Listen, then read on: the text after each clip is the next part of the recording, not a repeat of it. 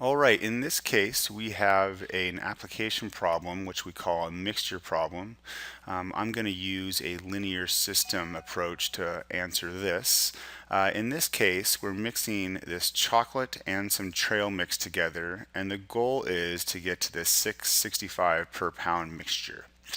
I use this box over here on the right to organize my information. You definitely don't need to do that, but I'll show you how I go about doing this.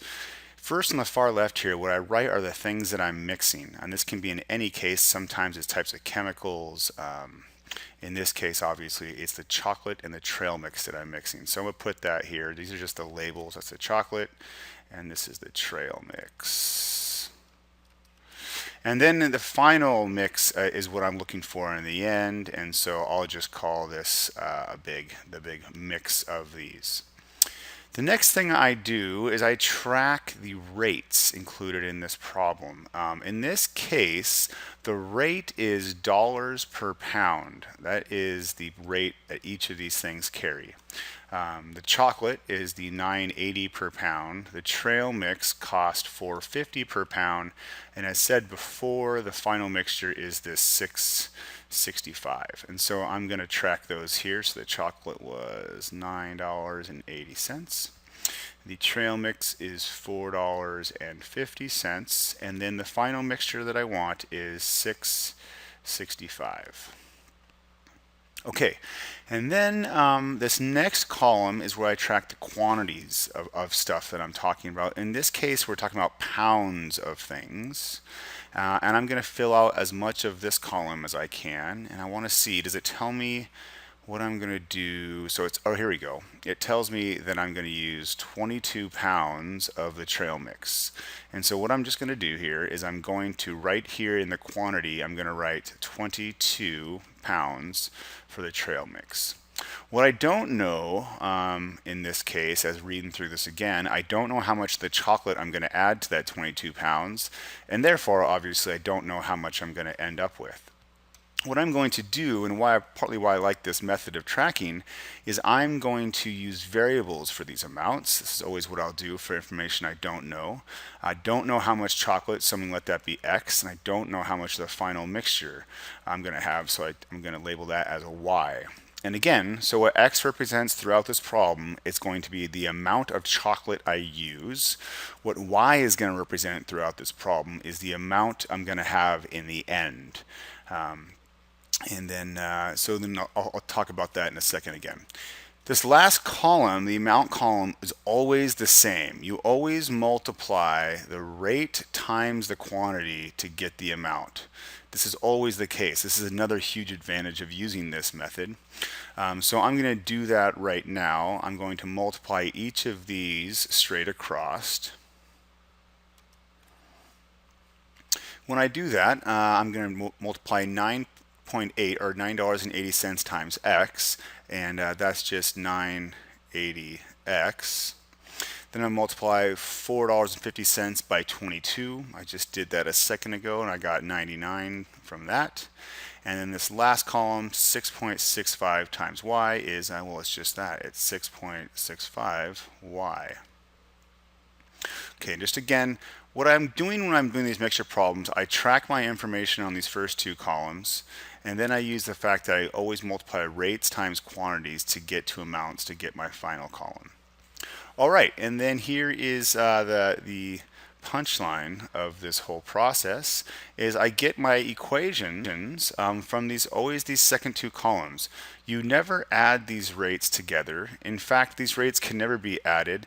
This final mixture rate right here always has to be somewhere between your other two rates, so it wouldn't make any sense to add them. But the quantities you do, you add the amount of chocolate you're going to use to the amount of trail mix you have, and that will give you the amount of your final mix. And so that is my first equation here, is X plus 22 equals Y. The second equation just comes in exactly the same way from the last column here, as I add this $9.80 times X, or 9.80X, plus 99, and that equals the 6.65Y. So my second equation looks like this.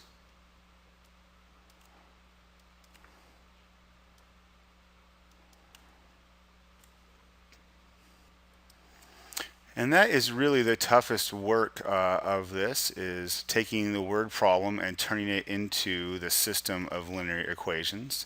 But I will go through the process of solving that now. I'm going to solve it using the substitution method. I'm doing that because this first equation is already set equal to y, and so what I'm going to do is plug that in for y into my second equation. That will look like this.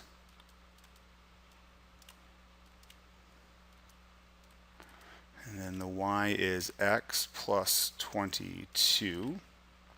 I'm then going to distribute this 6.65 to the x and to the 22. All right, then what I'm going to do now is I have x's on both sides here. I'm going to consolidate my x's by subtracting 6.65x from both sides of this equation.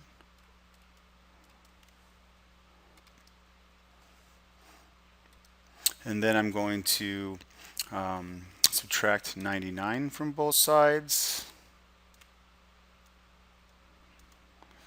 And that will result in 3.15x equals 47.3.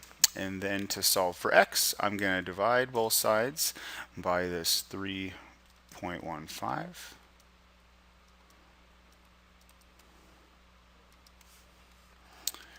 And that's going to give me x is about equal to, let's see, I got 15.016. In this case, for this problem, what I'm going to do is round to the nearest whole pound. So I'm just going to say that x equals 15. And then see what they were asking us. So I need to find out what y is. If I wanted to find out what y is, just by the way on the side here, I would take 15 plus 22 equals y. That's the first equation, just with 15 plugged in. And what I'd get is 37 equals y. And before maybe I answer the question directly, just remember what these numbers, what these mean, is that the x represented the amount of chocolate that I'm going to add to the 22 pounds of trail mix to end up with, it sounds like it's 37 pounds of the final mix. And what they're looking for, how many pounds of chocolate should be mixed? So they're asking just for the chocolate. My answer would be 15 pounds of the chocolate should be used to get 37 pounds of that mixture they're looking for.